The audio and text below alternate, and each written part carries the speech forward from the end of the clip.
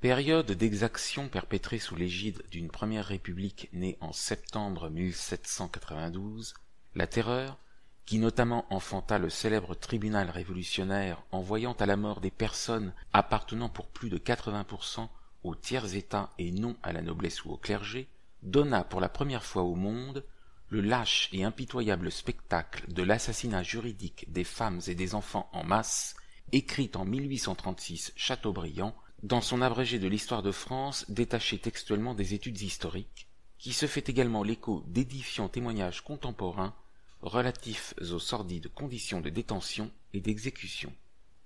Voici ce que rapporte l'éminent François-René de Chateaubriand en 1836, dans son abrégé de l'histoire de France, au sujet des exécutions perpétrées cependant que la Première République présidait au destin de la France. Pour Chateaubriand, si on retraçait l'histoire de cette révolution par ses crimes, sans ajouter un seul mot, une seule réflexion au texte, mettant seulement bout à bout toutes les horreurs qui se sont dites et perpétrées dans Paris et les provinces pendant 4 ans, cette tête de Méduse ferait reculer pour des siècles le genre humain jusqu'aux dernières bornes de la servitude. Le premier numéro du Bulletin des lois contient le décret qui institue le tribunal révolutionnaire. On maintient ce décret à la tête de ce recueil, non pas, je suppose, pour en faire usage en temps et lieu, mais comme une inscription redoutable gravée au fronton du temple des lois pour épouvanter le législateur et lui inspirer l'horreur de l'injustice. Ce décret prononce que la seule peine portée par le tribunal révolutionnaire est la peine de mort. L'article 9 autorise tout citoyen à saisir et à conduire devant les magistrats les conspirateurs et les contre-révolutionnaires. L'article 13 dispense de la preuve testimoniale et l'article 16 prive de défenseurs les conspirateurs. Ce tribunal était sans appel. Voilà d'abord la grande base sur laquelle il nous faut asseoir notre admiration. Honneur à l'équité révolutionnaire, honneur à la justice de la caverne. Maintenant, compulsons les actes émanés de cette justice. Le républicain Prudhomme, qui ne haïssait pas la Révolution, et qui a écrit lorsque le sang était tout chaud, nous a laissé 6 volumes de détails. 2 de ces 6 volumes sont consacrés à un dictionnaire où chaque criminel se trouve inscrit à sa lettre alphabétique, avec son nom, prénom, âge, lieu de naissance, qualité, domicile, profession, date et motif de la condamnation, jour et lieu de l'exécution. On y trouve parmi les guillotinés 18 613 victimes ainsi réparties. Ci-devant nobles, 1278. Femmes nobles, 780. Femmes de laboureurs et d'artisans, 1467. Religieuses, 350. Prêtres, 1135. Hommes non nobles de divers états, 13 633. Total, 18 613. Femmes mortes par suite de couches prématurées, 3400. Femmes enceintes et en couches, 348. Femmes tuées dans la Vendée, 15 000. Enfants tués dans la Vendée, 22 000. Morts dans la Vendée, 900 000. Victimes sous le proconsulat de Carrier à Nantes, 32 000, dont enfants fusillés 500, enfants noyés 1500, femmes fusillées 264, femmes noyées 500, prêtres fusillés 300, prêtres noyés 460, nobles noyés 1400, artisans noyés 5300. Victimes à Lyon, 31 000. Pour l'exécution de la loi des suspects du 21 septembre 1793, plus de 50 000 comités révolutionnaires furent installés sur la surface de la France. D'après les calculs du conventionnel Cambon, il coûtait annuellement 591 millions d'assignats. Chaque membre de ces comités recevait 3 francs par jour et ils étaient 540 000. C'étaient 540 000 accusateurs ayant droit de désigner à la mort.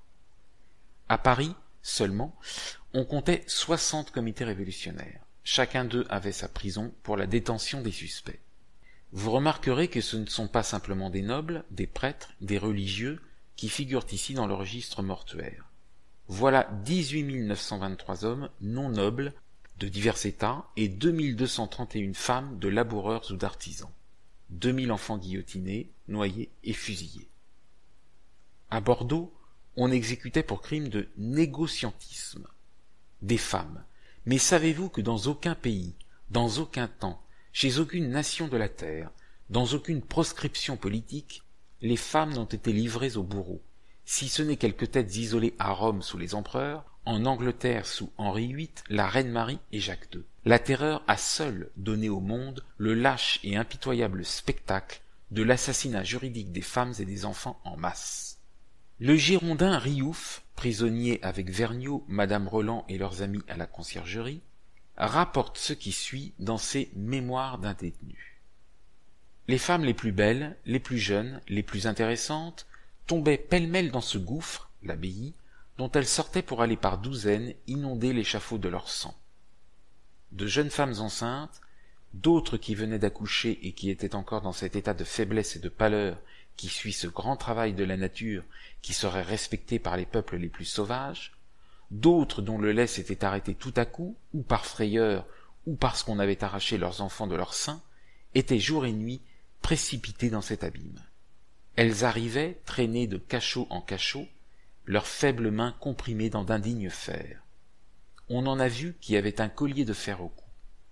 Elles entraient, les unes évanouies et portées dans les bras des guichetiers qui en riaient, d'autres en état de stupéfaction qui les rendait comme imbéciles. Vers les derniers mois surtout, avant le 8 Thermidor, c'était l'activité des enfers. Jour et nuit, les verrous s'agitaient. 60 personnes arrivaient le soir pour aller à l'échafaud le lendemain. Elles étaient remplacées par 100 autres, que le même sort attendait le jour suivant. 14 jeunes filles de Verdun, d'une candeur sans exemple, et qui avaient l'air de jeunes vierges parées pour une fête publique, furent menées ensemble à l'échafaud. Elles disparurent tout à coup, et furent moissonnées dans leur printemps. La cour des femmes avait l'air, le lendemain de leur mort, d'un parterre dégarni de ces fleurs par un orage. Je n'ai jamais vu parmi nous de désespoir pareil à celui qu'excita cette barbarie. 20 femmes du Poitou, pauvres paysannes pour la plupart, furent également assassinées ensemble. Je les vois encore, ces malheureuses victimes. Je les vois étendues dans la cour de la conciergerie, accablées de la fatigue d'une longue route et dormant sur le pavé. Au moment d'aller au supplice, on arracha du sein d'une de ces infortunées un enfant qu'elle nourrissait, et qui au moment même s'abreuvait d'un lait dont le bourreau allait tarir la source. Ô cri de la douleur maternelle, que vous fûtes aigus, mais sans effet. Quelques femmes sont mortes dans la charrette, et on a guillotiné leurs cadavres.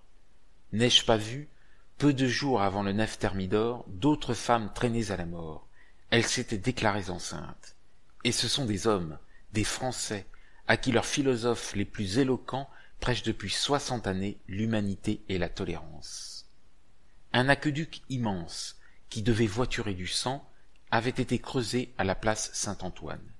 Disons-le, quelque horrible qu'il soit de le dire, tous les jours le sang humain se puisait par seaux, et 4 hommes étaient occupés au moment de l'exécution à les vider dans cet aqueduc. C'était vers 3 heures après-midi que ces longues processions de victimes descendaient au tribunal et traversaient lentement, sous de longues voûtes, au milieu des prisonniers qui se rangeaient en haie pour les voir passer avec une avidité sans pareille. J'ai vu 45 magistrats du Parlement de Paris, 33 du Parlement de Toulouse, allant à la mort du même maire qu'ils marchaient autrefois aux cérémonies publiques. J'ai vu 30 fermiers généraux passer d'un pas calme et ferme, les 25 premiers négociants de Sedan plaignant, en allant à la mort, 10 000 ouvriers qu'ils laissaient sans pain. J'ai vu ce Bessères, l'effroi des rebelles de la Vendée, et le plus bel homme de guerre qu'eut la France. J'ai vu tous ces généraux que la victoire venait de couvrir de lauriers qu'on changeait soudain en cyprès. Enfin, tous ces jeunes militaires si forts, si vigoureux. Ils marchaient silencieusement. Ils ne savaient que mourir. Prudhomme va compléter ce tableau. La mission de Lebon, dans les départements frontières du Nord, peut être comparée à l'apparition de ces noires furies si redoutées dans les temps du paganisme. Dans les jours de fête, l'orchestre était placé à côté de l'échafaud. Des enfants corrompus lui formaient une garde et étaient les espions de leurs parents. Quelques-uns avaient de petites guillotines avec lesquelles ils s'amusaient à donner la mort à des oiseaux et à des souris. Carrier se distingua à Nantes. Environ 80 femmes, extraites de l'entrepôt, traduites à ce champ de carnage, y furent fusillées. Ensuite, on les dépouilla et leurs corps restèrent ainsi épars pendant 3 jours. 500 enfants des deux sexes, dont les plus âgés avaient 14 ans, sont conduits au même endroit pour y être fusillés. Jamais spectacle ne fut plus attendrissant et plus effroyable. La petitesse de leur taille en met plusieurs à l'abri des coups de feu. Ils délient leurs liens, s'éparpillent jusque dans les bataillons de leurs bourreaux, cherchent un refuge entre leurs jambes, qu'ils embrassent fortement, en levant vers eux leur visage où se peignent à la fois l'innocence et l'effroi. Rien ne fait impression sur ces exterminateurs. Ils les égorgent à leurs pieds. Noyades à Nantes. Une quantité de femmes, la plupart enceintes et d'autres pressant leurs nourrissons sur leurs seins, sont menées à bord des gabarres. Les innocentes caresses, le sourire de ces tendres victimes versent dans l'âme de ces mères éplorées un sentiment qui achève de déchirer leurs entrailles. Elles répondent avec vivacité à leurs tendres caresses, en songeant que c'est pour la dernière fois. Une d'elles venait d'accoucher sur la grève. Les bourreaux lui donnent à peine le temps de terminer ce grand travail. Ils avancent, toutes sont amoncelées dans la gabarre, et après les avoir dépouillées à nu, on leur attache les mains derrière le dos. Les cris les plus aigus, les reproches les plus amers de ces malheureuses mères se font entendre de toutes parts contre les bourreaux. Fouquet, Robin et Lamberty y répondaient à coups de sabre, et la timide beauté, déjà assez occupée à cacher sa nudité au monstre qui l'outrage, détourne en frémissant ses regards de sa compagne défigurée par le sang, et qui, déjà chancelante, vient rendre le dernier soupir à ses pieds. Mais le signal est donné. Les charpentiers d'un coup de hache lèvent les sabords, et l'onde les ensevelit pour jamais. Et voilà l'objet de vos hymnes, des milliers d'exécutions en moins de 3 années, en vertu d'une loi qui privait les accusés de témoins, de défenseurs et d'appels. Songez-vous que le souvenir d'une seule condamnation inique, celle de Socrate, a traversé 20 siècles pour flétrir les juges et les bourreaux? Pour entonner le chant de triomphe, il faudrait du moins attendre que les pères et les mères, les femmes et les enfants, les frères et les sœurs des victimes fussent morts. Et ils couvrent encore la France. Femmes, bourgeois, négociants, magistrats, paysans, soldats, généraux, immense majorité plébéienne sur laquelle est tombée la terreur, vous plaît-il de fournir de nouveaux aliments à ce merveilleux spectacle?